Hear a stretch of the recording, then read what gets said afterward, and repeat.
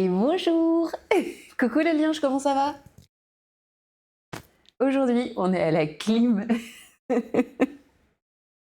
J'ai cru que j'allais crever cette nuit tellement il faisait chaud. Je me suis réveillée à 5h30 du matin et j'ai pas réussi à me rendormir. On a eu très très très chaud et du coup j'étais en mode mais c'est bien en fait qu'on le fasse, c'est peut-être pas très traditionnel mais c'est bien qu'on le fasse à l'école. Donc là on est arrivé, l'école était un petit peu chaude mais la clim elle est en train de se mettre en place tranquille. Alors, au programme, l'histoire des sciences pour les nuls. Voilà. Oh, coucou Toubab. L'histoire des sciences pour les nuls. Hier, c'était super intéressant sur les différents niveaux de langage informatique. C'était trop cool. Et en fait, je veux pouvoir faire des pauses, aller sur certains trucs, parce que ça reste quand même des gros morceaux, des très très gros morceaux à comprendre, mais je trouve ça super intéressant parce que j'ai compris beaucoup beaucoup de choses. N'est pas nul ici. Gneu, gneu, gneu. Ah, je te jure. Non, en vrai, bordel, il fait tellement chaud. Attendez, je pense qu'il faut que si je me mets là, ouais, ok, bougez pas. Alors, ce cher Stream Deck, si je fais ça, oh, j'appuie encore une fois, il va tourner sur lui-même, c'est ça. Tu vois là. Et on dit bonjour au modo. T'as vu le modo ce qu'il a fait? Le Stream Deck, il était pas gentil avec moi. Voilà. Allez, c'est bon. Bon, du coup, qu'est-ce qu'on a? On a pas mal de choses dans ce bouquin. On va attendre 2 minutes, on va passer sur la physique fondamentale avant de passer à la physique quantique, hein, quand même. Ah, attendez, ça commence déjà. Parce qu'en fait, le coussin est sur une barre. À tout moment, je me casse la gueule. Bougez pas. Hop, si je me mets comme ça, mon café. Alors, on n'est pas sur le café qu'on fait chez nous, donc du coup, on n'est pas sur notre café turc, on est sur un café dosette mélangé à du collagène qui pue. Franchement, c'est pas pareil, hein. C'est pas extraordinaire. Si je vous mets là, on est bien. On m'entend bien ou pas? Au niveau de la modo, on est bon? Je pense qu'on est pas mal, moi je vous vois bien. Il y a dosettes et dosettes, quelle marque? Les dosettes poudrées, le Nescafé Ness. Je trouve que c'est le moins pire, mais c'est même pas la dosette Nespresso. Nickel. Après les trucs comme ça ou les dosettes, j'en ai eu une machine à café où tu sais, t'avais ta dosette, je sais plus laquelle c'était. Ouais, je crois que c'était pas du Nespresso ou un truc. Ouais, je crois que c'était les trucs en dosette. Les dosettes, elles étaient, tu sais, c'était des grosses dosettes, un petit peu comme des disques que tu mettais. Le problème, c'est que j'ai une putain d'addiction au café. Donc, quand la machine à café a rendu l'âme, j'ai dit, ok, donc là, j'en rachète pas parce que je me fais 10 cafés par jour. J'ai pas de sensibilité à la caféine, dans le sens où je vais quand même dormir, tu vois, mais à un moment donné, c'est pas ouf de boire 10-12 cafés par jour. Donc je me suis dit, ok. Et en fait, là, j'ai un vieux truc de collagène en poudre qui a pris une odeur qui n'était pas extraordinaire. Et tu sais, ça a une odeur un petit peu, pas, un peu une odeur de viande, en fait, c'est ça qui est trop bizarre. Et du coup, j'essaye de trouver un truc pour le mélanger parce qu'au niveau du goût, ça va, mais alors l'odeur, ça pue et je supporte pas ça. Donc, où est-ce qu'on était? Hop. Je connais pas du tout, donc on va voir un petit peu comment c'est. Et en fait, ça parle des sciences. Et c'est ce que je disais dans le précédent live, j'adore l'histoire des sciences et je trouve que c'est dommage qu'on n'en parle pas plus justement dans le système scolaire traditionnel. J'ai une machine à grains automatique. Alors moi, je trouve ça assez cool, la machine à grains automatique. Celle que j'aimerais, je pense qu'on est un petit peu hors budget. Ce que j'apprécie avec la machine à grains, c'est que vraiment, on a un bon goût. Après, il faut trouver les bons grains. Tu sais, que ça ne te fasse pas un café acide ou un truc comme ça. Mais c'est vrai que j'ai un problème avec la place que ça prend. En fait, c'est toujours la même chose. Bah, tu le vois sur les streams cuisine. La cuisine est littéralement toute petite. J'ai jamais eu une cuisine aussi petite. Et du coup, juste, bah, la cafetière, elle tiendrait pas. Parce que je vois en fait le format des cafetières à grains et des trucs comme ça. Ça tiendrait pas, ça passerait pas. C'est des modèles réduits. tout petit tout. Nous, on a vraiment, en fait, vraiment le café turc. Et puis, c'est un café. Je trouve que c'est moins chiant que la cafetière italienne. J'aime beaucoup. J'ai des souvenirs en fait d'enfance avec la cafetière française. Je sais pas si tu vois la cafetière française, c'est celle où tu as le pot en verre et tu as un petit tamis que tu descends. Et je me battais toujours pour pouvoir descendre le tamis. C'est très hypnotisant et je l'ai gardé en fait donc de toute petite à 7 ans, ou quand tu me vois là maintenant 30 ans plus tard en mode je vois une cafetière française, je suis en mode je veux appuyer dessus. Donc c'est vrai que c'est assez marrant. Du coup, ce bouquin-là, il va parler donc l'histoire des sciences pour les nuls. On va avoir les sciences de l'Antiquité, les sciences du Moyen Âge, les sciences à la Renaissance et le début de la science classique. On a ensuite l'âge des Lumières, les sciences modernes, et à un moment, ouais. Chapitre 29, relativité, physique quantique et modèle standard, ça va. Et après, on est quoi 10 avant qu'on marquait la science. Ok, on est pas mal. Sciences de l'Antiquité, page 9. Après, je me dis peut-être que je suis pas allée par le bon cursus scolaire, et peut-être qu'il y a un cursus où il parle vraiment de l'histoire des sciences.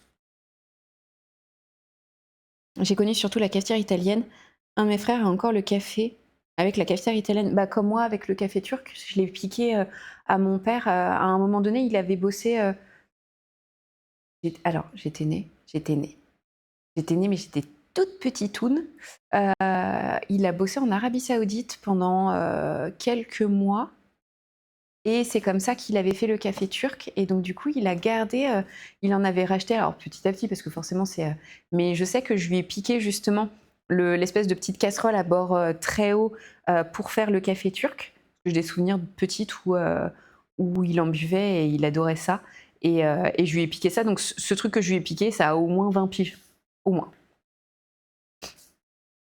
La cafetière italienne, on avait une amie qui la faisait. Je trouve que la cafetière italienne, c'est quand tu as envie de te refaire un café, c'est chiant parce que ta cafetière, elle est bouillante. Il faut retirer la petite partie avec le filtre pour rincer et ainsi de suite. Alors, pour ceux qui ne savent pas du tout ce que c'est une cafetière italienne et ce que c'est un café turc, les deux ont en commun le fait que l'eau doit bouillir complètement et passer à travers le café. Donc, dans la cafetière italienne, on va avoir une cuve d'eau qui va bouillir et qui va passer à travers le tamis où il y a le café, et au-dessus, il y aura le café. En gros, c'est la chaleur qui te fait tout monter. Et le café turc, ça bout, c'est à l'ancienne. Tu mets ta louche. On parle de louche. Tu mets ta louche. Bon, normalement, c'est les cuillères à café. Ta louche de café, tu mélanges, tu touilles. T'attends que ça remonte. Tu vois, que ça bout. Donc, ça fait une espèce de truc un peu épais, en fait, un peu compact, comme de la boue. Une fois que ça commence à bouillir, tu laisses tranquille, tu mets dans tes tasses. Mais par contre, là où dans la cafetière italienne, tu n'auras pas de marque de café, le café turc ou café oriental, tu dois impérativement jamais touiller ton café ou boire le fond de ta tasse, sinon tu mâches ton café. Coucou Darker, ça va bien? Ouais, là on est à l'école et en vrai on est au frais et c'est trop cool. Moi je bois énormément de thé, en fait je bois les deux, je bois café et thé. Et pour les thés, je suis... Alors bissap, je connais pas du tout. Je pense qu'il va falloir que tu... Herc le café. Il va falloir que tu nous en parles parce que le bissap, je connais pas du tout, du tout. Moi, je bois beaucoup de thé. On a une boutique de thé traditionnelle à Valence, sur la place du marché, qui est extraordinaire. Et moi, j'aime beaucoup les thés noirs, très forts. Les thés fumés, j'adore ça. Donc du coup, les thés forts, ouais, voilà. Par exemple, les rooibos, ça m'intéresse pas. Les tisanes ne m'intéressent pas. Moi, mon thé du matin, je commence par boire un thé, ensuite je bois un café. Mon thé du matin, c'est un thé noir et c'est limite aussi noir que du café, quoi. Alors, je vais me moucher, je vais prendre 30 secondes et puis après on va se lancer sur la lecture.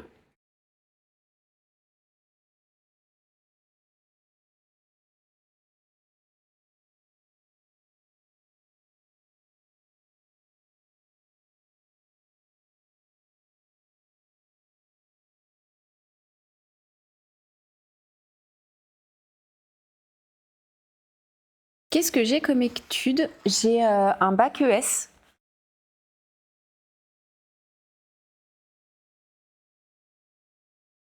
J'ai un bac ES et malheureusement, la vie a fait que j'ai pas pu finir la fac. Donc, du coup, en termes de diplôme, j'ai que le bac. Voilà. J'ai que le bac. Et après j'ai mon diplôme d'éducateur sportif. Mais le diplôme d'éducateur sportif, je suis même pas sûre que ce soit un niveau CAP ou BEP. Je sais pas du tout. Mais voilà, donc j'ai le bac et un diplôme d'éducateur sportif, pas plus. Alors, chapitre 1, un monde ordonné. Dans ce chapitre, la domination d'une certaine conception de la science, la suprématie de Babylone et l'influence des Grecs. Pas mal, pourquoi pas? On se lance. Attendez, je suis en train de... Madame est en train de s'installer dans le fond de son petit truc. Je vérifie qu'on soit bien. Je sais pas ce que c'est le bissap. Attends, t'as éveillé ma curiosité. Qu'est-ce que c'est le bissap? Ah, c'est une boisson africaine où là-bas c'est une infusion de fleurs d'hibiscus. Et après, selon les pays, la recette change. Moi, je fais gingembre et miel.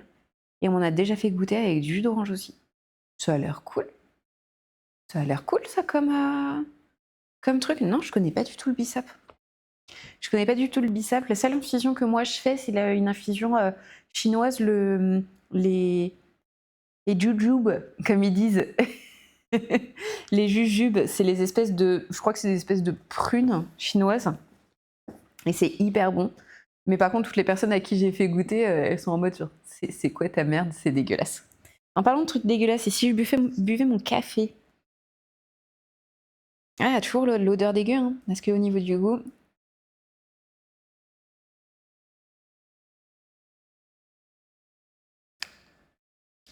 Bon, je pense qu'il va falloir que je le jette, le collagène. Oh, c'est ignoble. Ma nièce voulait être coach, elle a dû faire STAPS. Malheureusement, elle n'a pas pu aller au bout. STAPS, ça reste quand même un cursus universitaire. Tout dépend en fait ce qu'elle voulait faire. Si elle voulait travailler, tu vois, dans les lycées, les trucs comme ça, STAPS, ça t'amène un chemin d'accès à différents trucs, à des études supérieures. Le modo, lui, il a un BPGEPS et moi, j'ai un CQP. En fait, le BPGEPS, tu vois, tu as STAPS, en dessous, tu as le BPGEPS parce qu'on ne passe pas par la fac, en fait, on passe par 2 ans d'études à côté. Et en dessous, on a le CQP qui se fait en 1 an, à peu près en quelques mois.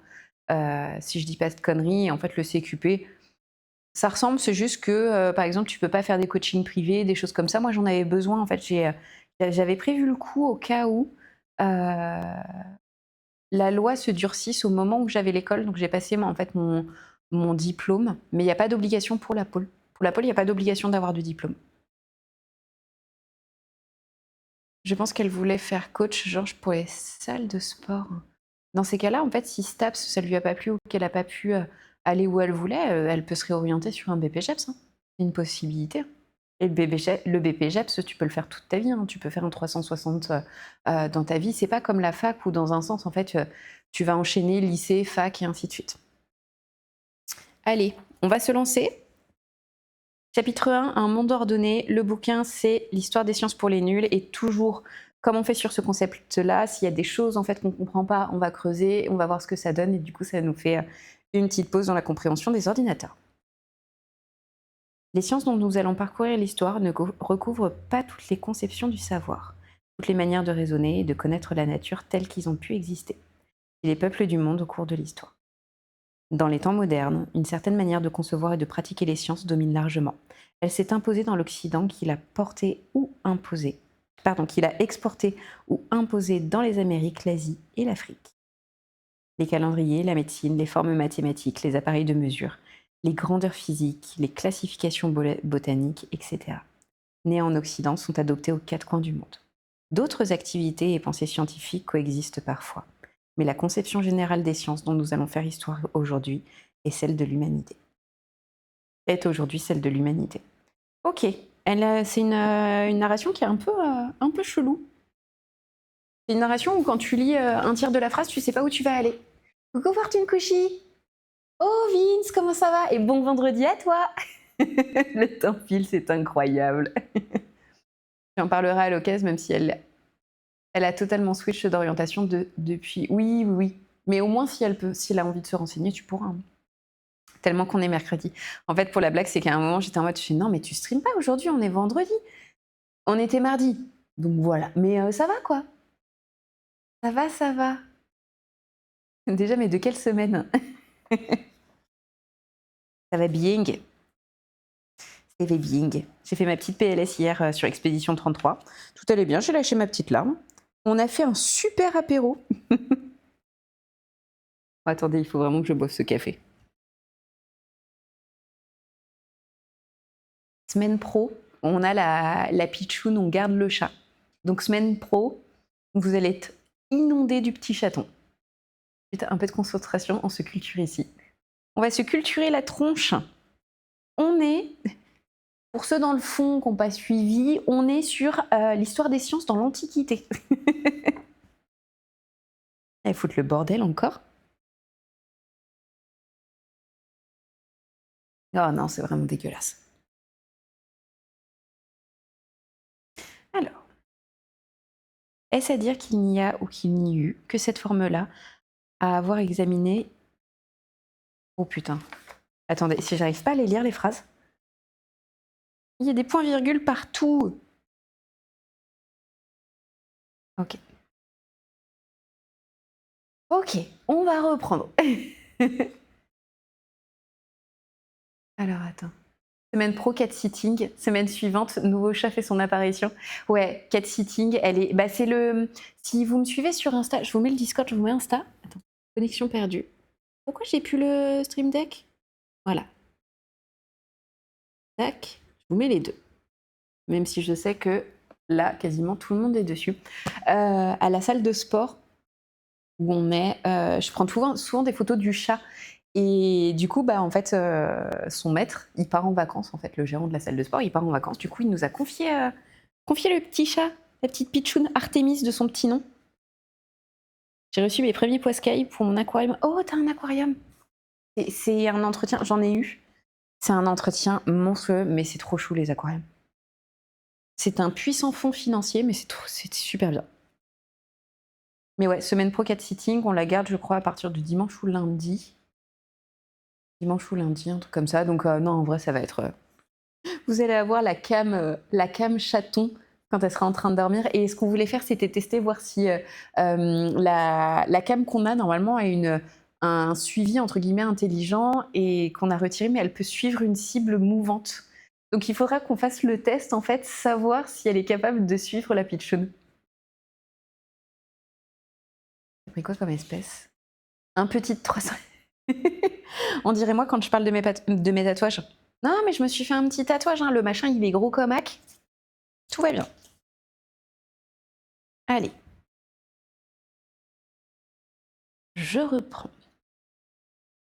Est-ce à dire qu'il n'y a ou qu'il n'y eut que cette forme-là à avoir été examinée par les peuples de la Terre? Certainement pas. Et nous disposons de pas mal d'archives ou de pratiques vivantes qui prouvent l'inverse. Ainsi, y eut-il des mathématiques chinoises assez anciennes, nettement distinctes que celles que nous allons voir se développer? Et qui peut ignorer qu'il existe une médecine chinoise et qu'elle a bien entendu une histoire?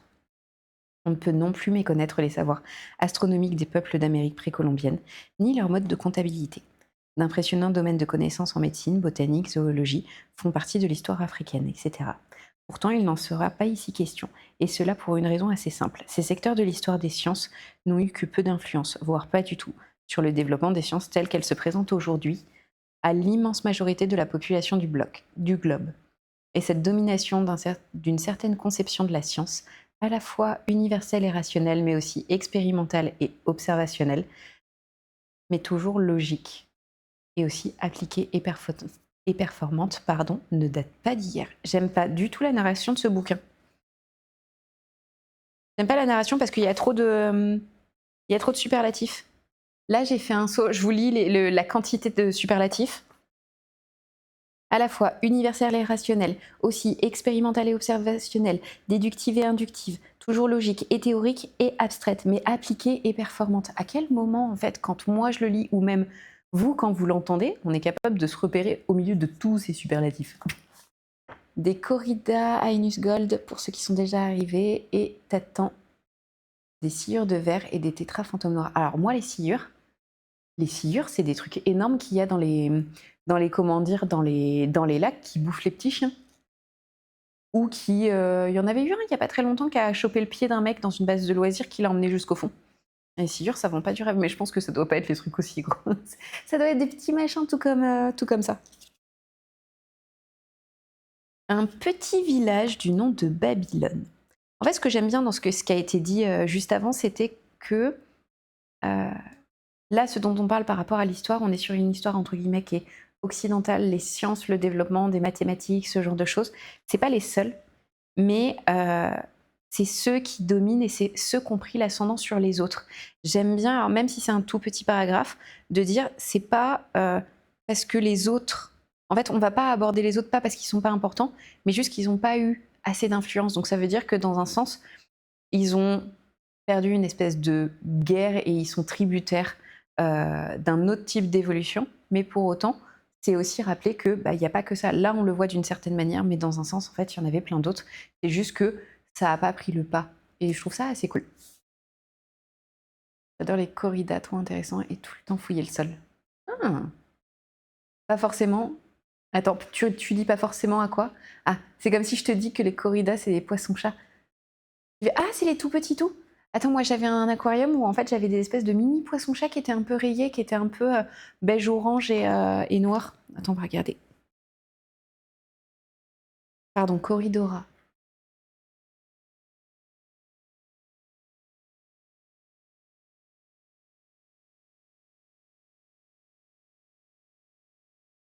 Ah oui, c'est ça. Ah bah c'est ceux que j'avais, ils sont trop choux. Attendez, je vous montre.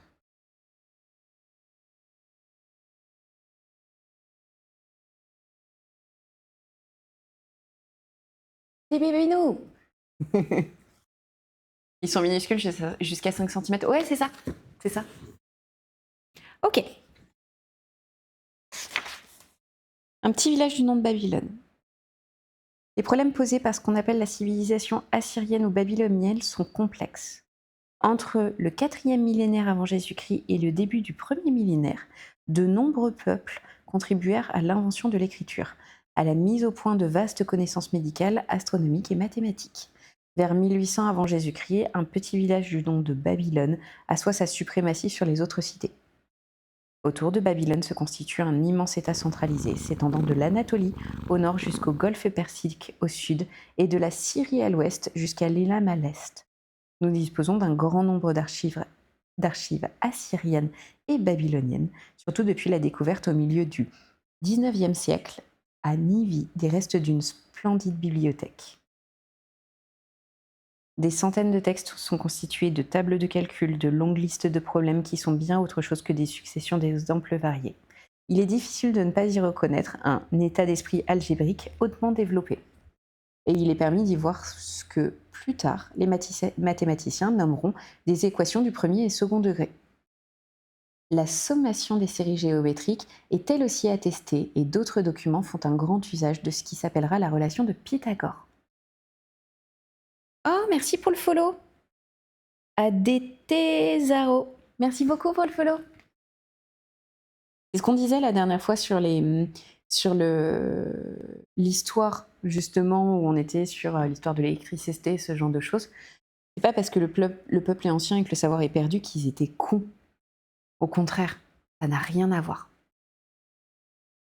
En fait, poisson, chat et sciure font partie de la même famille de poissons qui est la plus commune au monde. Ah ouais? Attends, t'as dit silure argentée?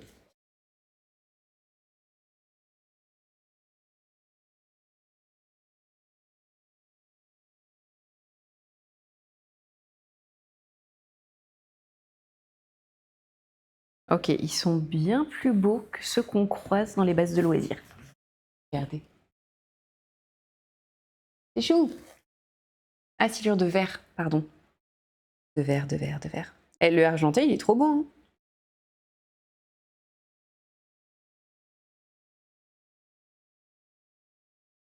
Oh, il est transparent.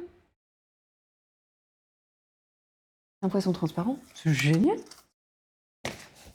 Hop.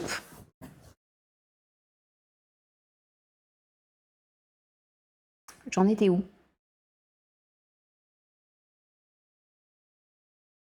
Allez, je continue.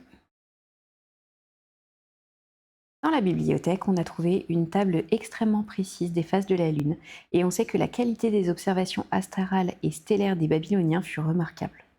Les instruments d'observation astrologique et astronomique qu'ils mirent au point furent décisifs et se retrouvent chez les astronomes grecs. Il s'agit du gnomon. À la base, dans sa version la plus élémentaire, c'est un bâton dressé de façon à mesurer les ombres. Et la clepsydre, appareil à écoulement destiné à mesurer le temps, celui du temps.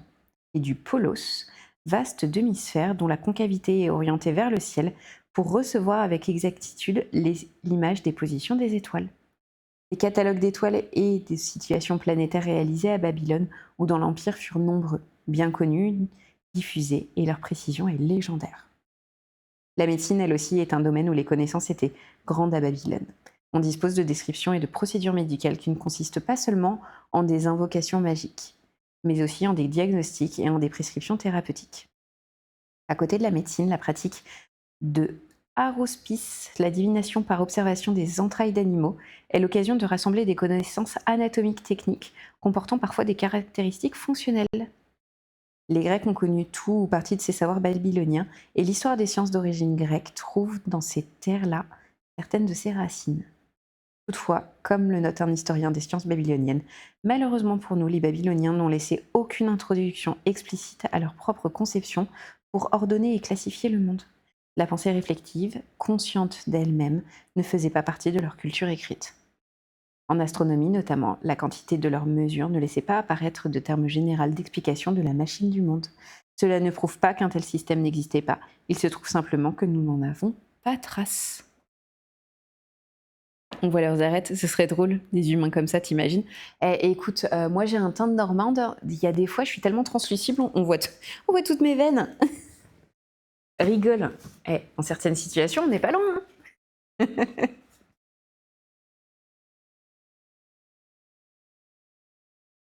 La source grecque. Les Grecs doivent aux Phéniciens le principe de leur alphabet. Ils empruntent aux Égyptiens, aux Babyloniens, aux Indiens des connaissances mathématiques, astronomiques et géographiques. Aux uns et aux autres, bien que des pratiques médicales et botaniques, les contacts et enseignements venus d'Égypte, d'Assyrie ou d'Inde sont bien attestés, même s'ils ont souvent un caractère légendaire et enjolivé. Je me souviens d'un documentaire que j'avais regardé quand j'étais petite sur l'Égypte ancienne, et il y avait des traces d'opérations sur le cerveau où le crâne avait recommencé à cicatriser. Donc ça veut dire que la personne avait fait son opération et elle avait survécu à son opération pour qu'on voit des marques de cicatrisation. Je trouvais ça hallucinant. Je trouvais ça vraiment hallucinant. Alors que nous, à la même époque, potentiellement, on était juste en train de taper sur des cailloux. Tu vois, en fonction de l'endroit dans le monde, en fait, c'était pas du tout la même chose. Une brève domination athénienne.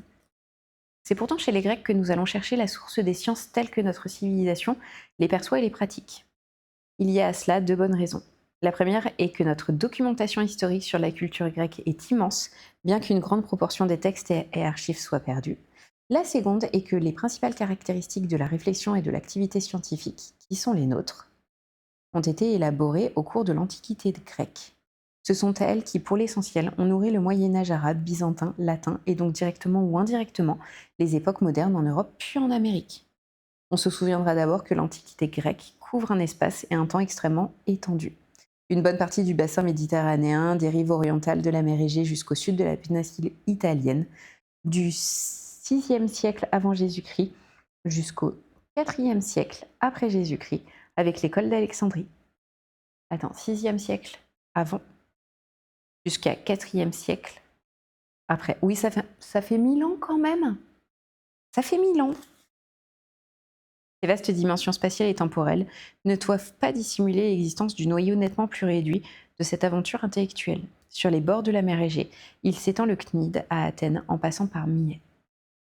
Quant à la domination athénienne sur la culture grecque, il est politiquement et militairement aussi bref qu'un passage de comète, rapidement consommé entre les succès de la Ligue de Délos jusqu'à la victoire de Sparte.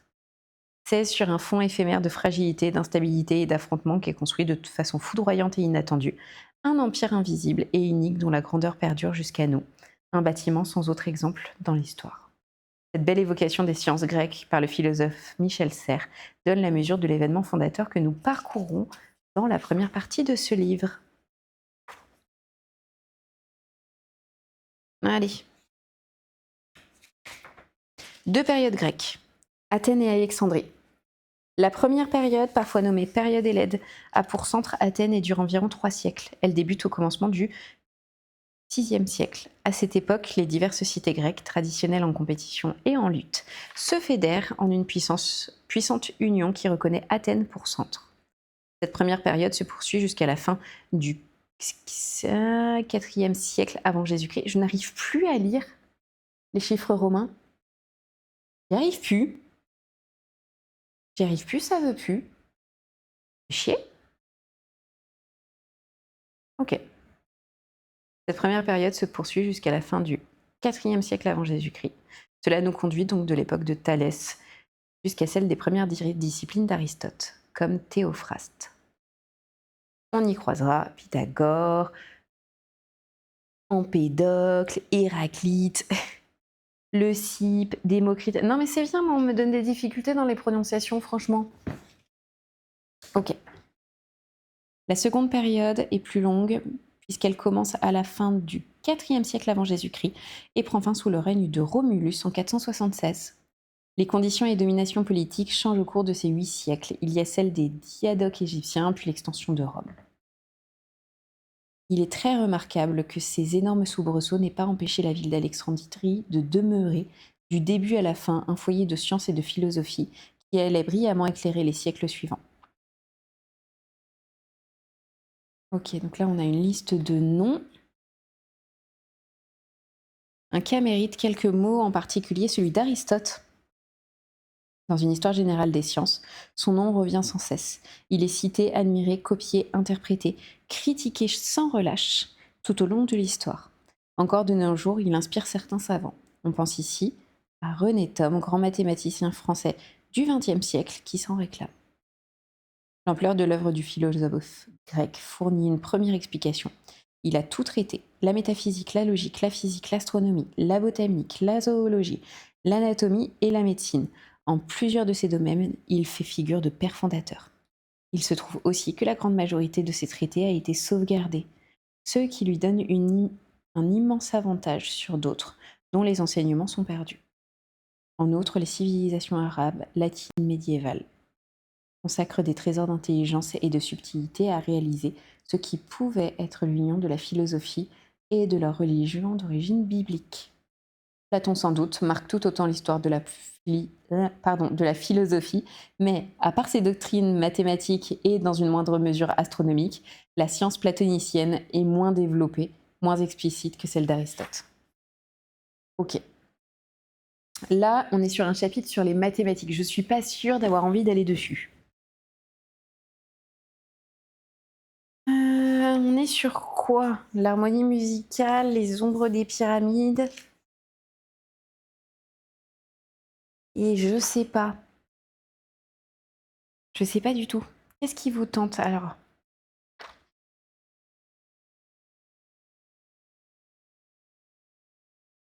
Ok, alors je peux vous proposer mathématiques, un règne controversé. Astronomie, le monde des sphères. On a d'autres.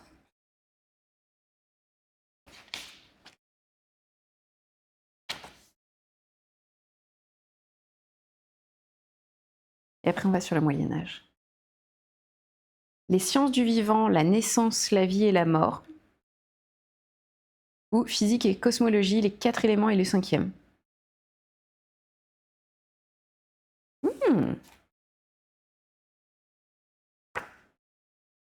Mathématiques, un règne controversé.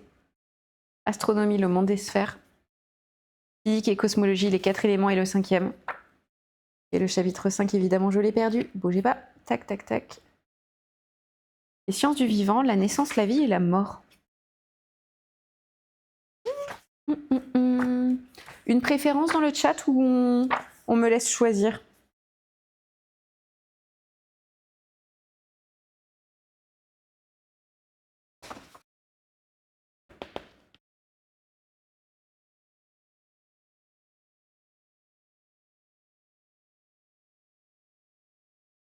Les sciences du vivant. Alors, attends. Donc, c'est pas l'astronomie. Physique et cosmologie. Ou, alors, attends, les sciences du vivant. Tac. Allez, les sciences du vivant. La naissance, la vie et la mort. On te fait confiance. Gaffe si en a t'as. Pour les maths, je sais qu'il faudra que j'y aille, mais il faudra que j'y aille à un moment où je suis OK pour y aller. Un peu des PTSD quand on parle de maths, donc... Moi, j'hésitais donc entre ça, les sciences du vivant et la partie physique. Physique et cosmologie, les 4 éléments et le 5e. Allez, chapitre 5, les sciences du vivant. Cripipant, on se lance. La naissance, la vie et la mort. L'hommage de Darwin, l'inventeur de la théorie de l'évolution, rend à Aristote... Attends. Ok, l'hommage que Charles Darwin rend à Aristote est impressionnant. Linné et Cuvier ont été mes divinités, écrit-il, mais ce ne sont que de simples écoliers en comparaison du vieil Aristote. Celui-ci peut en effet être reconnu comme le fondateur des sciences naturelles dans notre culture gréco-arabo-latine. Ce qui a souvent séduit dans cette partie de l'œuvre aristotélicienne est la constitution d'une science à partir de l'observation du monde sensible, à partir d'une véritable enquête de terrain. Par cœur, je comprends, j'ai eu mon bac S avec 7,5 sur 20 en maths, F9. Moi, j'ai passé toute ma terminale avec un prof que je ne pouvais pas cadrer. Donc, j'étais en bac ES COEF 5. J'ai eu 3 toute l'année. À chaque fois qu'il me passait à côté de moi, il était en mode, il y en a qui se sont trompés d'orientation. J'en ai vraiment, en fait, des... C'est pas des sueurs froides, mais je le vis pas bien, rien que d'y penser. Et par contre, donc ça, c'était c'était mon prof de première. Mon prof de terminale était pas mal. Et c'est lui qui m'a expliqué comment bien écrire ma copie. Et où je tapais un 3 de moyenne toute l'année et tout, j'ai réussi à avoir 13 au bac. Pas comprendre. Juste avec mes formules qui étaient bien encadrées, qui étaient marquées feuille par feuille, exercice par exercice et tout. Et non, ce prof de maths de première, il m'a... Ouais. Et en fait, j'ai eu plusieurs profs de maths. En fait, j'ai été bonne en maths jusqu'en fin de 5e. Jusqu'en fin de 5e, et après, on m'a perdu. Vraiment, on m'a perdu très, très, très fort. Tant qu'on était sur de la géométrie, tant qu'on était sur des choses qui étaient assez simples, c'était OK. Puis il y a un moment, je pense que j'ai loupé un petit embranchement. Oh, coucou Pexley! Et bah bon courage pour le taf. Mais ouais, Darker, je comprends le CoF9 qui fait un peu serrer les fesses. Ouais, je comprends tout à fait. Non mais ça... Et moi, à l'inverse, quand j'ai passé mon bac, j'étais excellente en éco. Et j'étais très très bonne en éco. Et j'ai eu 9. 9 au bac, coefficient 7. Ah, ça pique, hein. Et de toute façon, moi, j'ai réussi à passer mon bac. Ce qui a fait que j'ai eu mon bac, parce que j'ai eu, je crois, 10, 17 de moyenne, un truc comme ça, c'est mon option théâtre. Parce que j'avais pris l'option théâtre. Et je pense qu'ils ont un peu, poussé vers le haut pour que j'ai mon bac. Et je crois que j'ai eu 17 de moyenne pour mon option théâtre. Et en gros, ça a rattrapé le loupé que j'avais par rapport à ça. Un bel enfoiré. Oui. Oui, oui. Mais ça, malheureusement, je pense qu'on a tous un petit peu des histoires, que ce soit au niveau du taf ou au niveau de notre cursus scolaire, des profs qui vraiment ont fait des trucs qui n'étaient pas ouf. Et je m'en suis sortie bien mieux après le bac grâce à un prof qui notamment m'a expliqué les fonctions à la base. Ah, ça c'est trop cool. Ça c'est bien en fait quand t'as quelqu'un qui te fait le lien entre les deux. Qui fait le lien entre quelque chose que t'as pas compris et le reste. Et tant mieux. Tant mieux. Après, malheureusement, moi, j'ai plutôt eu un peu l'espèce de truc un peu machiste. Je comprends pas, c'est pas grave, de toute façon, c'est pas ce qu'on va te demander. Tu vois, de toute façon, c'est pas fait pour toi. En faisant des choix pour moi sur des trucs qui m'intéressaient et qui étaient peut-être pas tout à fait conventionnels, je me souviendrai toujours. J'étais en seconde, donc j'avais redoublé ma seconde.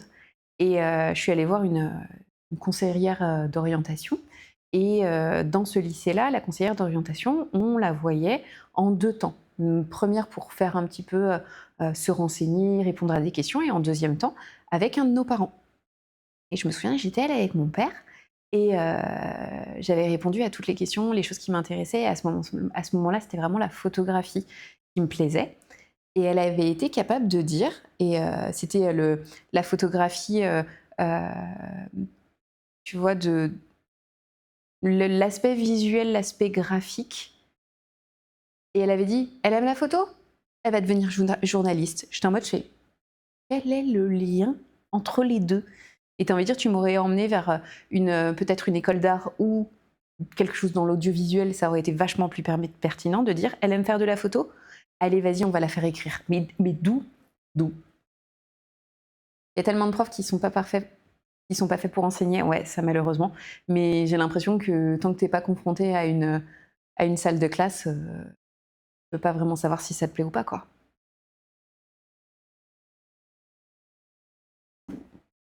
Allez! Qu'est-ce qui fait un être vivant? J'entends en fait derrière moi le modo qui est en train de bouger dans l'école, c'est comme ça, si j'entends du bruit, je suis en mode: «Qu'est-ce qui se passe?»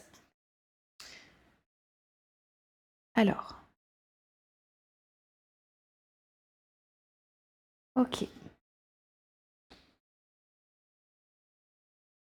Ça faisait partie du cursus pourtant. Ouais. Oui, non mais oui. Oui, oui, je suis tout à fait d'accord. Classification des espèces, l'enquête d'Aristote. On connaît une histoire des animaux d'Aristote et on sait qu'il y a eu aussi une histoire des plantes perdues. Si on y ajoute les traités probablement intitulés Les parties des animaux, la génération des animaux, le mouvement des animaux et la marche des animaux, on conviendra que l'œuvre zoologique et botanique est considérable. Aristote traite d'anatomie comparée des fonctions de reproduction, de locomotion, de sensation à partir de sources variées. Témoignages des éleveurs, littérature médicale, récits de voyageurs. S'appuyant le plus possible sur des observations personnelles, il s'intéresse aux mœurs des animaux, à l'influence des climats et leur habitat et leurs maladies. Les animaux sans chaud ou sans froid. Aristote commence par repérer les parties communes à tous les animaux, à savoir une partie pour prendre la nourriture, l'autre pour l'excrétion. Il choisit ensuite les critères hiérarchisés pour rendre compte du monde animal. La classification zoologique réalisée est remarquable. Il décrit 495 espèces, dont 60 de mammifères et 160 d'oiseaux. La classification des vertébrés soutient la comparaison avec celle que Linné mettra au point 2000 ans plus tard. Et Cuvier, toujours prêt à rabaisser l'œuvre de Linné, dira même qu'Aristote établit une classification zoologique qui n'a laissé que bien peu de choses à faire aux siècles qui sont venus après lui. Ces grandes divisions et subdivisions du règle animal sont étonnantes de précision et ont presque tout résisté aux acquisitions postérieures de la science. Et il devait y avoir une ambiance entre Cuvier et Linné. Attendez, faut qu'on aille creuser. Pourquoi ils pouvaient pas s'encadrer?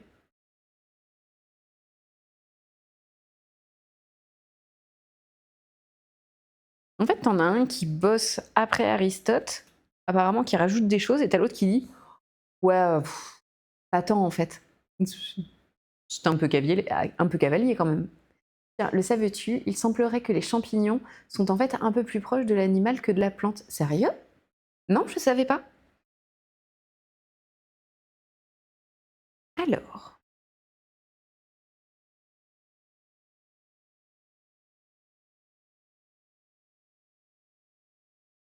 Alors, quand je pose la question à Google, il me répond qu'il n'y a pas vraiment de guerre historique entre les deux.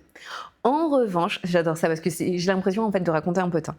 En revanche, l'expression fait souvent référer au vif débat méthodologique en histoire naturelle ou à la célèbre intersection géographique parisienne de la rue Curvier et la rue Linné.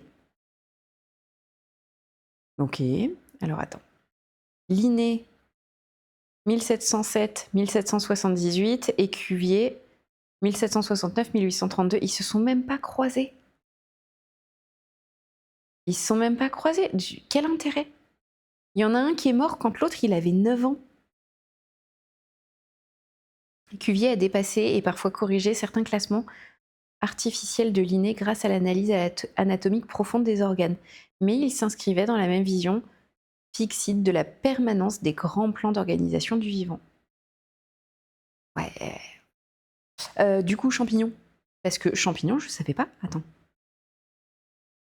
Oui, les champignons sont plus intéressants pour moi que la guéguerre entre deux égaux. Moi, je dis ça, je pose ça là. Est-ce que pour deux gars qui se sont même pas croisés, tu sais, on aurait pu dire, ouais, il y a une guerre d'ego parce qu'il y en avait un qui voulait plus d'attention à une certaine époque parce qu'ils étaient tous les deux au même endroit, mais genre pas dans les mêmes villes, ou ce genre de choses. Ok, t'en as un qui est mort avant lui. Bon, bah ok, peut-être que tout n'était pas précis, il a quand même bossé sur le sujet, pourquoi tu le détestes? Qu'est-ce qu'il y a? T'as un problème avec ton père? Champignons. Champignons, proches, animaux.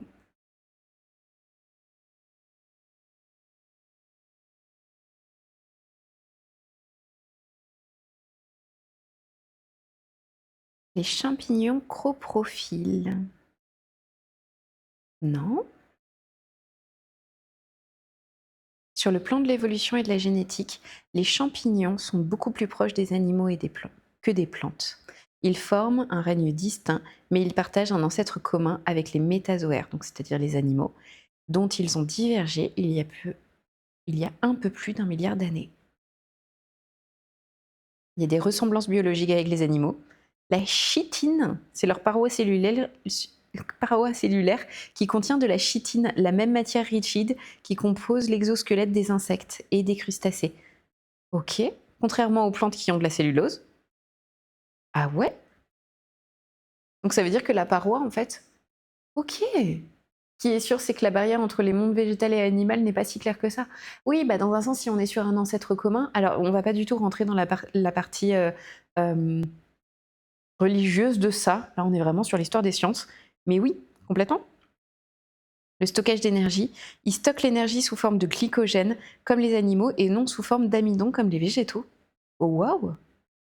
Et l'alimentation, ils ne font pas de photosynthèse, ils doivent absorber et digérer des matières organiques extérieures. Mais ça veut dire que si tu veux coincer un vegan... Ok, je suis vilaine. Non, mais en vrai, c'est pas complètement débile.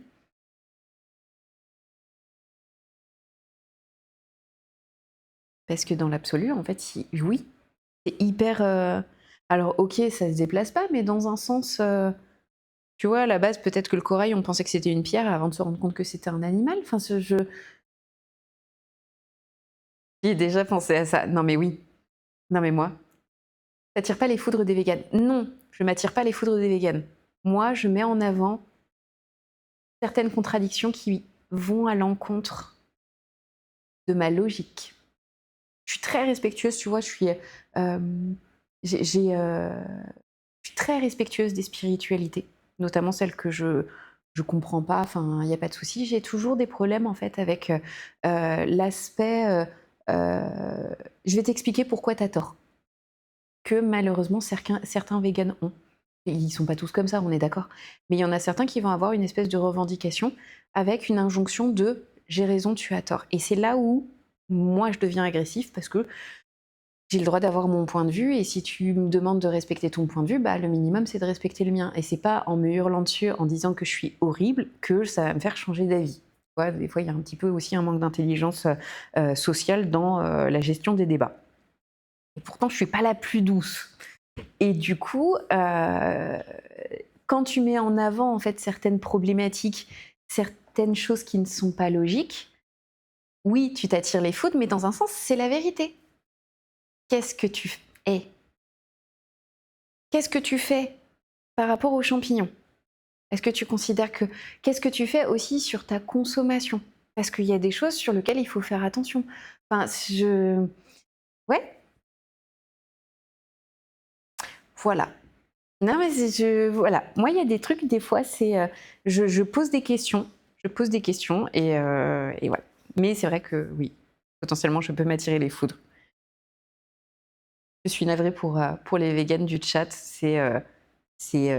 Pour le coup, c'est une vraie question. Qu'est-ce que tu fais avec les champignons? Qu'est-ce que tu fais des parasites? Qu'est-ce que tu fais avec un parasite? T'as des poux, qu'est-ce que tu fais? Tu les tues pas, Voilà. Quelle est ta responsabilité là-dedans? À partir du moment où c'est un autre être vivant, comment tu fais? Mais une omelette. Extraordinaire tout même. Allez, on continue. Allez. Donc, on était sur les animaux sans chaud ou sans froid. Le principe adopté pour son arbre zoologique, donc oui, donc on s'était arrêté en fait à la guéguerre d'ego entre deux gars qui s'étaient pas croisés dans la vraie vie. Oui, car si par exemple t'es un vegan, mais qui ne mange que des substituts de viande, c'est pas génial niveau planète, c'est ça. Ouais, il y a des choses qui sont un peu... Mais en fait, je pense que tout le monde essaye de faire au mieux. Déjà, tu essayes de faire au mieux. J'ai juste un problème, mais pour ça, peu importe que ce soit la partie végane ou l'alimentation, j'ai un problème avec le militantisme, le manque d'ouverture d'esprit. Donc moi, je vais essayer d'être ouverte d'esprit. Par contre, si je me retrouve en face d'une personne qui est fermée, que ce soit sur la religion, sur la politique, sur l'alimentation, le tu dois faire ça parce que j'ai raison, ça me met hors de moi. Clairement, ça me met vraiment hors de moi. Alors, il y a des raisons différentes d'être végane. Tu peux être végane mais pas écolo. Ouais, c'est complètement différent. Mais d'un autre côté, faut pas non plus tirer sur tous les véganes et tous les trucs comme ça. Mais c'est sûr que il y a des choses des fois qui sont assez complexes. Et dans un sens, quand tu choisis d'avoir ce mode d'alimentation, c'est la merde pour plein de trucs dans la vie courante. Ah, c'est des trucs. Qu'est-ce que fait un être vivant? Qu'est-ce que la vie? Qu'est-ce que fait un être vivant quand il est vivant? Ah non, pardon, on n'était pas là. Attends, ça c'est bon, ça c'est bon. Oui, donc non. Pardon, autant pour moi. Je suis passée en haut à gauche alors que j'étais en bas à droite. Voilà. Le principe adopté pour son arbre zoologique est le principe de dichotomie, un partage en deux que l'on répète d'étape en étape. Ainsi commence-t-il en partageant la faune entre animaux à sang chaud et animaux n'ayant pas de sang chaud. Chacune de ces deux catégories est alors partagée dans une seconde étape, vivipare, ovipare, et l'étape suivante, animaux à poil, animaux sans poil. Une concordance apparaît que remarque Aristote, les animaux à poil sont vivipares. La dichotomie se poursuit dans les animaux pourvus de pieds, les animaux sans pieds, et viennent ensuite les critères de locomotion. Cette méthode présente un gros inconvénient, car elle éloigne des espèces qui auraient dû être proches, et elle ne montre pas bien les communications entre espèces. Sa classification est donc formelle et donne une forte impression d'arbitraire. Aristote s'est pourtant donné une grande place aux résultats d'observation et distingué les groupes grâce à leur ressemblance des formes d'organes et analogies morphologiques d'ensemble. Il est le premier à reconnaître l'analogie entre les poumons et les branchies. Dans la génération des animaux, il étudie aussi les sexes, les types d'accouplement, la fécondation, l'hérédité et les soins donnés aux jeunes. Aristote défend l'idée d'une nature organisatrice qui cherche à réaliser la perfection. Ainsi, la nature attribue toujours aux animaux des organes dont ils sont capables de se servir, car elle ne fait rien en vain, ni de façon superflue. Je trouve ça hyper intéressant comme phrase, de dire que la nature, elle ne te donne jamais un organe qui te sert à rien. Je trouve ça trop cool. L'agriculture, ça détruit beaucoup d'êtres vivants, mais pas les plus mignons. Les vers, par exemple. Du coup, ils ont moins d'importance que les vaches. Oui, je vois ce que tu veux dire. Mais en plus, c'est un débat qui va se mettre... C'est là où c'est compliqué, c'est un débat qui se met à toucher et à faire résonner beaucoup de choses en nous. Moi, par exemple, il y a des choses, des sujets sur lesquels je veux pas aller, c'est les sujets politiques. Sujets politiques parce que c'est des trucs qui, pour moi, sont très personnels et il n'y a pas de bon et de mauvais, il y a juste des points de vue qui diffèrent. Il y a des choses comme ça. Après, en termes de souffrance, pour le coup, j'ai un avis très arrêté.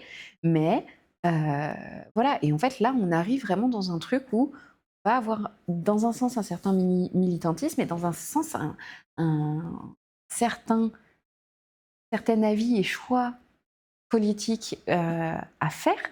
Et du coup, ouais, c'est chaud patate. C'est chaud patate.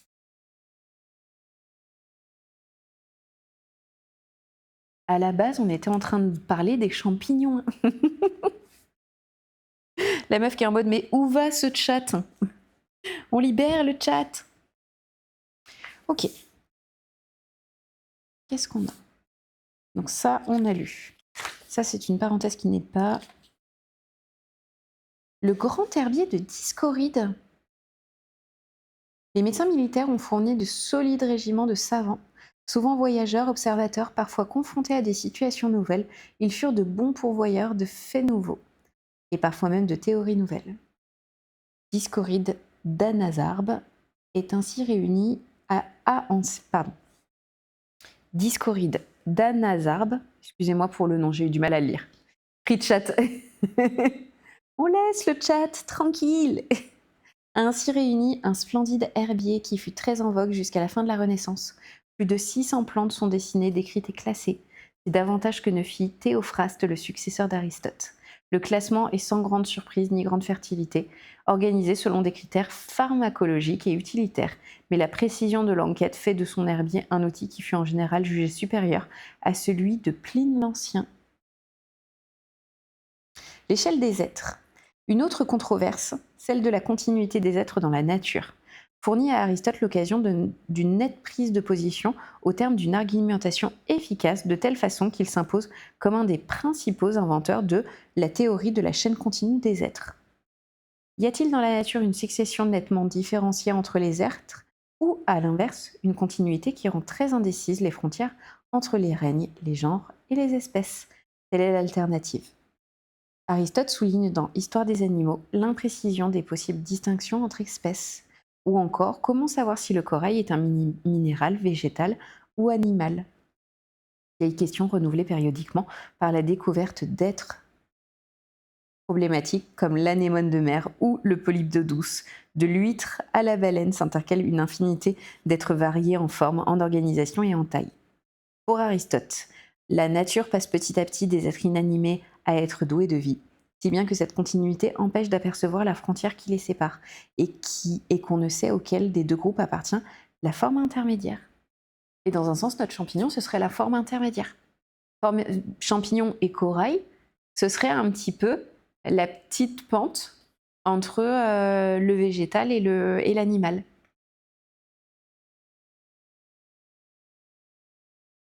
La séparation entre l'homme et les animaux, supérieure et délicate.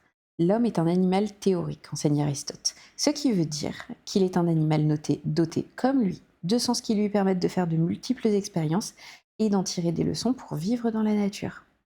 L'homme se distingue des animaux, notamment en ceci, il dispose d'une mémoire supérieure qui lui permet de rassembler des souvenirs variés d'expériences faites à des moments éloignés pour en faire une notion unique, grâce notamment au langage. Je suis en train de relire ça parce que si on voit les baleines, plus ça va, plus ils font des études, plus ils ont encore plus confirmation euh, de langage complexe et de langage différent entre les différents groupes qu'il y a. Tu vois, les petites lignées, en fait, je sais pas comment dire, entre groupes de potes de baleines. Et qu'il peut y avoir en fait vraiment des langages ultra spécifiques. Et là, on arrive vraiment sur la partie philosophique, vraiment, ok, l'animal, la conscience, les machins, un objet, c'est pas... Enfin bon, bref, voilà. Les Asclépiades descendent des dieux. En Grèce ancienne, on est médecin de père en fils, même si c'était plus rare de le passer de père en fille. Hippocrate, le plus fameux des médecins dans toute l'histoire de cette discipline, ne fait pas exception à la règle. Sa célébrité universelle est due au serment qui porte son nom et que doivent prêter les jeunes médecins embrassant la carrière. Ce grec du 5e siècle avant Jésus-Christ est fils de médecin, petit-fils de médecin. Ses deux fils sont médecins et enseignent à leur tour la médecine à leurs enfants. On s'est d'ailleurs souvent demandé pourquoi Aristote ne fut pas médecin, lui dont le père et la mère l'étaient. On disait que ces médecins, ou de ces dynasties médicales, qu'ils étaient des Asclépiades. Asclépiades. Je ne savais pas du tout que ça s'appelait comme ça. En gros, les dynasties de médecins de père en fils, c'était des Asclépiades, des descendants du dieu de la médecine, Asclépios. Cette filiation étant comme toujours compliquée par la cohabitation de deux fils qu'aurait eu Asclépios, qui entrent en compétition, créant de la sorte les écoles médicales concurrentes. Attends. Alors, est-ce que j'aurais d'autres choses? Galien, médecin des gladiateurs et des empereurs. Avec Hippocrate, Galien est l'autre géant de la médecine de l'Antiquité. Grec lui aussi, il vécut cependant surtout à Rome, à une époque où celle-ci dominait le monde, et donc la Grèce. Il est médecin des gladiateurs, sa ville natale située en Turquie actuelle, puis de l'élite romaine, y compris l'empereur Marc Aurèle, et son sinistre fils Commode, le mal nommé. Son œuvre est énorme, plusieurs centaines d'ouvrages où il traite de médecine bien sûr, mais aussi de philosophie, d'histoire et de littérature. Jeune, il se rend à Alexandrie, où il peut étudier des squelettes humains. On dit qu'il emploie jusqu'à 20 scribes pour transcrire ses paroles. Sa fidélité intellectuelle à Hippocrate est sans faille et le pousse même à défendre mordicus que l'anatomie hippocratique est une source infaillible de vérité. Galien considère qu'il ne peut y avoir de science sans théorie, et en ce sens, il n'est pas un empiriste. Des questions générales doivent être résolues pour fonder la médecine, et d'abord celle-ci. De quoi sont faits les êtres vivants et qu'est-ce qui leur donne vie ? Comme tout ce qui existe dans le monde sublunaire, répond Galien, les corps sont constitués des 4 éléments. L'eau, le feu, l'air, l'eau et la terre. Ceux-ci y sont à l'état de mélange selon les organes et de leurs fonctions. Outre cela, 4 humeurs règlent le fonctionnement des organismes. Ces mélanges de qualités primordiales sont appelées la bile noire, la bile jaune, le flegme et le sang. Tout cela est animé, c'est-à-dire rendu vivant, puis maintenu dans cet état par un souffle ou une chaleur innée qu'il nomme pneuma. Ça ressemble énormément au bouquin de médecine chinoise. Ce qui m'intéresse beaucoup comme bébête en ce moment, c'est les super-organismes comme les siphonophores ou les bryosaires. Ça me parle pas du tout. Ça me parle pas du tout. Là, ce qu'on vient de lire, ce qu'il disait Galien, ça me fait vraiment penser au traité de médecine chinoise parce que ça parle de souffle de vie, ça parle des éléments qui sont constitués, ça parle de pas mal de choses. Super-organisme, siphonophore.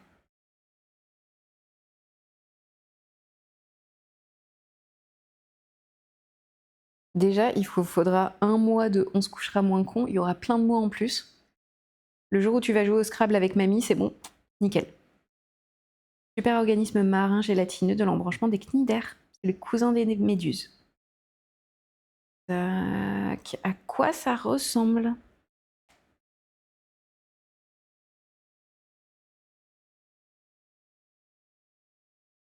Ah, j'en ai entendu parler. Le siphonophore. Ils n'ont pas de cerveau, ils n'ont pas d'intestin, ils n'ont pas de bouche. Ils ont rien et ils sont comme ça. C'est ça ? C'est sûr, il faut faire attention parce qu'il faut surtout pas les tuer. Attends, pas le reflet. Ça ressemble à un petit voile.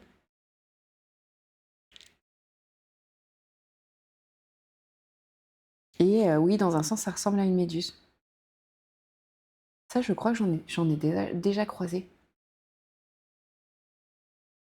Ça ressemble à une espèce de petite crête.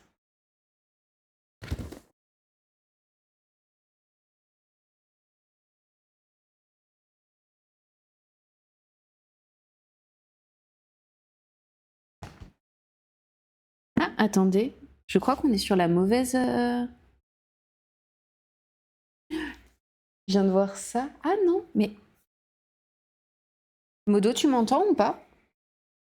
On est en IRL ou on est en expédition 33 au niveau de la catégorie ? Moi, sur ma tablette, je vois qu'on est en expédition 33 en catégorie. Et on est en IRL ? Moi, sur ma vue modérateur, je vois expédition 33. C'est trop bizarre. Vous voyez quoi dans le chat si ça vous dérange pas de regarder ? En catégorie, on est sur de l'IRL ou on est sur de l'IRL ? Ok, merci beaucoup. Mets-toi à jour. Et il vient de se mettre à jour. Merci pain au chocolat. Merci beaucoup pour les infos. Mais c'est trop bizarre. Bon, hein, je cherche pas trop. Bon, je continue. À partir de cet arsenal théorique, Galien définit la bonne santé comme un équilibre des humeurs et la maladie comme un déséquilibre, un trop-plein ou un manque de l'un et de l'autre. Les médecins doivent donc systématiquement chercher à rétablir cet équilibre, cette harmonie des humeurs lorsqu'il est rompu. Il existe une seule autre origine possible des pathologies, la rupture de la continuité des organes, comme dans le cas des fractures, blessures ou brûlures. C'est littéralement de la médecine traditionnelle chinoise. Je suis désolée, hein, mais c'est vraiment... je l'ai lu dans un des bouquins, parce que j'ai un bouquin, on me l'avait prêté, et ensuite je l'ai acheté, sur l'alimentation et la médecine chinoise. Donc, tu as vraiment une brève présentation de la médecine chinoise traditionnelle sur comment tu adaptes un régime alimentaire par rapport à ça. Et ça te parle de ça, en fait. C'est assez impressionnant. Le truc, c'est surtout qu'ils sont constitués de zooïdes, des individus qui se regroupent pour former l'animal. Ah ouais? Certains zooïdes forment la partie qui flotte, d'autres capturent les proies avec des tentacules et d'autres digèrent la nourriture.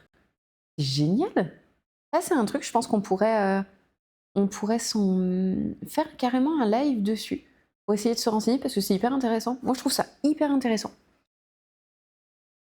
de voir comment ça se cale et tout. Du coup, il faudra que je creuse par rapport à ce que moi je pensais parce que ça a pas l'air. Je pense que je pensais pas à la chose dont tu parlais, à l'animal dont tu parlais. Ok, on continue. Il y a donc le galien théoricien, mais aussi le galien praticien. Et quel praticien? Il pousse aussi loin que possible l'étude anatomique, se référant à Hippocrate, mais observant et expérimentant lui-même. Il multiplie les dissections, mais ne pouvant le faire sur des corps humains, il met les animaux à contribution, parfois morts, parfois vifs. Ça, je suis pas fan. Les porcs, les singes et même les éléphants, dit-on. Sur eux, il fait de nombreuses expérimentations. Ok, j'ai pas envie de lire la suite. On va pas lire la suite. L'autorité de Galien fut immense, au point que certaines erreurs ou fausses pistes devinrent des vérités que les successeurs eurent le plus grand mal à réfuter. La communication directe qu'il avait cru repérer entre les ventricules droite et gauche du cœur en est le meilleur exemple. Galien accorde une place considérable à la pharmacopée à base de plantes, mais aussi de produits variés comme des excréments. Le critère principal qu'il adopte pour sélectionner les médicaments est la pratique, l'examen des effets concrets. Il s'appuie sur ses propres expériences, mais aussi sur les traditions, les récits, les usages populaires. Sans doute est-ce d'ailleurs cet aspect de son activité médicale qui a le plus fait pour la diffusion du galénisme. Cette œuvre immense a irrigué le monde arabe et elle fut traduite, commentée et exploitée dans le monde latin, dans lequel le galénisme resta la doctrine médicale dominante jusqu'au XVIe ou XVIIe siècle. C'est génial! Ah, ça y est, on a fini. On a fini cette partie-là! On a fini cette partie-là. Ok. Quelle heure il est? Je pense qu'on peut se lire et puis on s'arrêtera vers 15h si ça vous va. Comme ça, au moins, on est tranquille. Et on va se lire un autre truc. On va rester justement sur la partie de l'Antiquité. Après, le siphonophore, c'est qu'un exemple parmi d'autres de ce que je t'ai écrit. Il y a aussi les coraux qui en sont, les physalies. C'est plus un fonctionnement qu'une espèce en soi. D'accord, je savais pas du tout. Je savais pas du tout. Mais je trouve ça extraordinaire. Non, franchement, c'est trop chou. Ouais. Alors, qu'est-ce qu'on a? La physique ou la cosmologie, les 4 éléments et le 5e.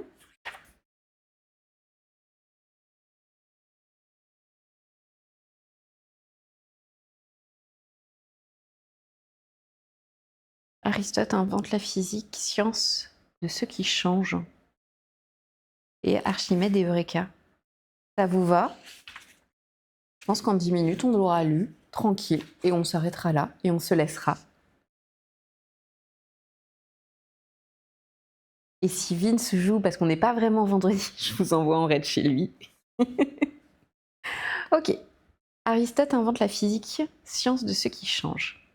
La physique est-elle possible en tant que science? Telle est bien la question à laquelle les grands courants de la pensée grecque, avant Aristote, semblent imposer une réponse négative. En effet, la physique s'occupe des choses qui changent, qui bougent, qui grandissent. Des cailloux qui tombent, du feu qui consume, de l'eau qui gèle, de la plante qui croît et se fane. Or, les Éléates ont soutenu que le changement est toujours une illusion, un non-être, alors qu'Héraclite montrait que c'est l'être-là qui était une illusion, que rien n'est ici et maintenant. Oh là, on est sur de la philosophie. Donc tu as les Éléates qui, dans un sens, disaient que le changement, c'est une illusion. Et d'un autre côté, tu avais Héraclite qui disait que c'est l'être, donc c'est E-T-R-E, être là, qui était une illusion, que rien n'est ici et maintenant. Oh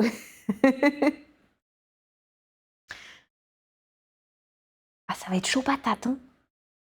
Être en puissance, être en acte.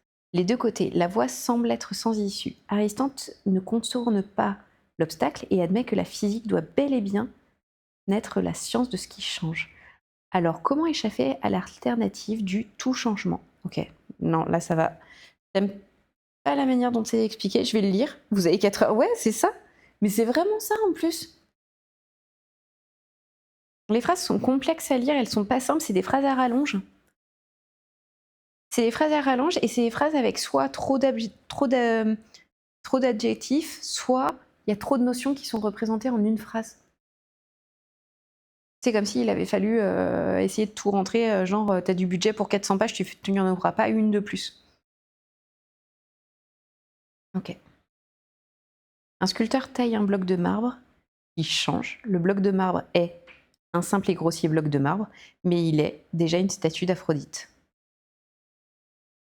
La statue d'Aphrodite, durant cette opération, est et n'est pas en même temps.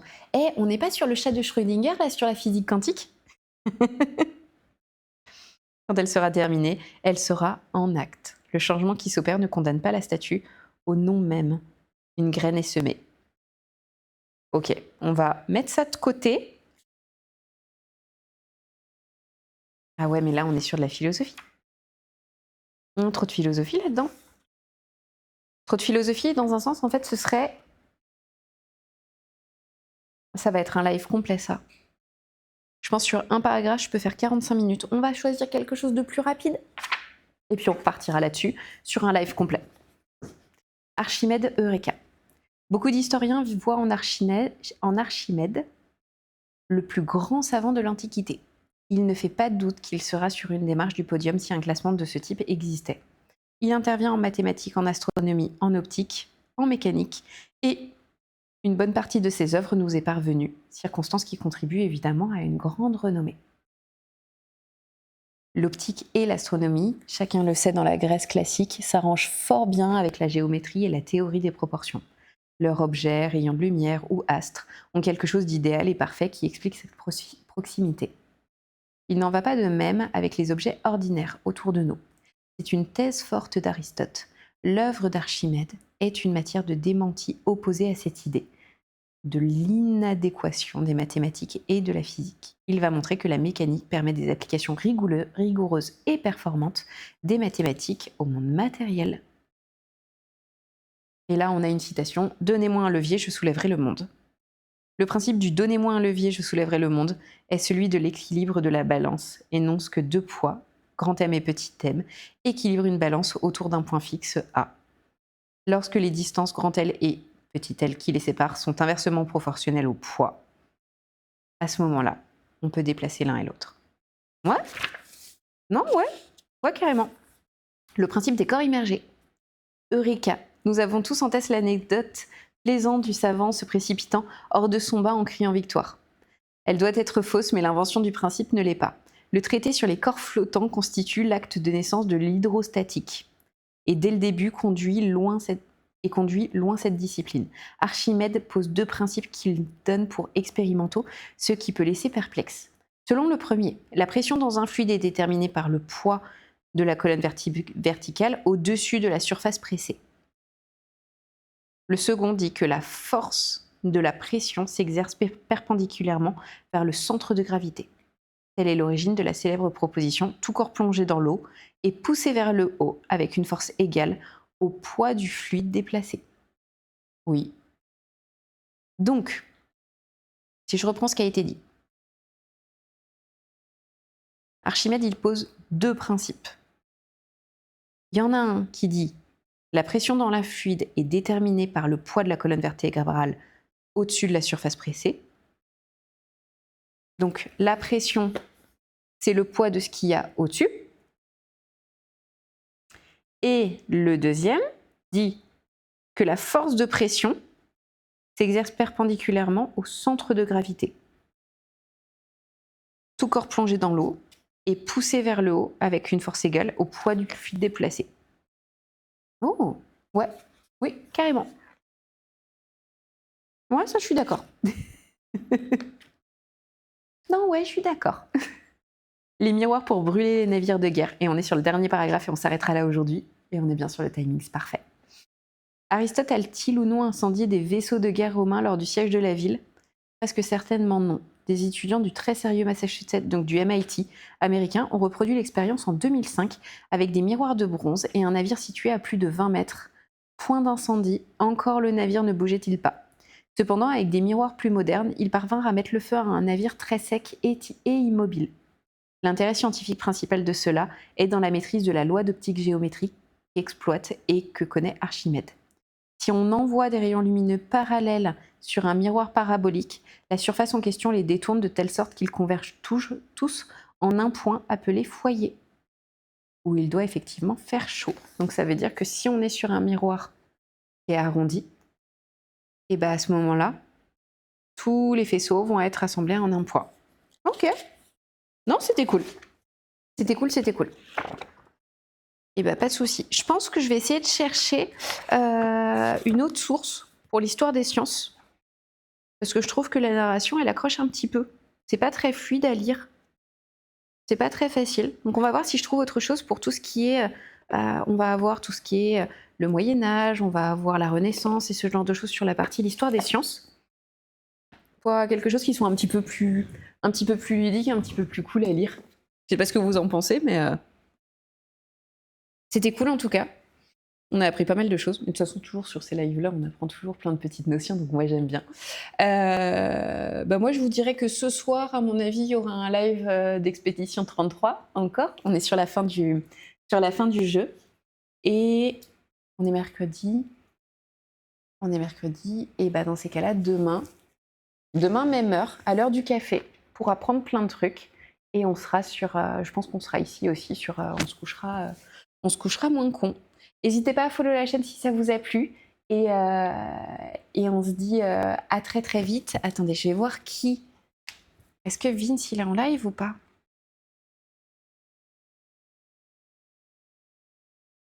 T'es comme ça, t'es Vince. T'es en live ou en lurk?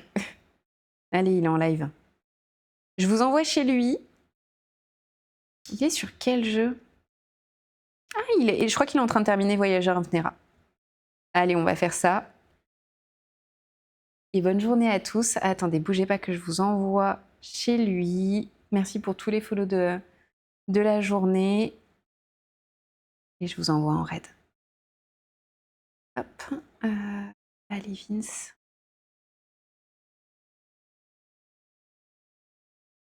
Parfait.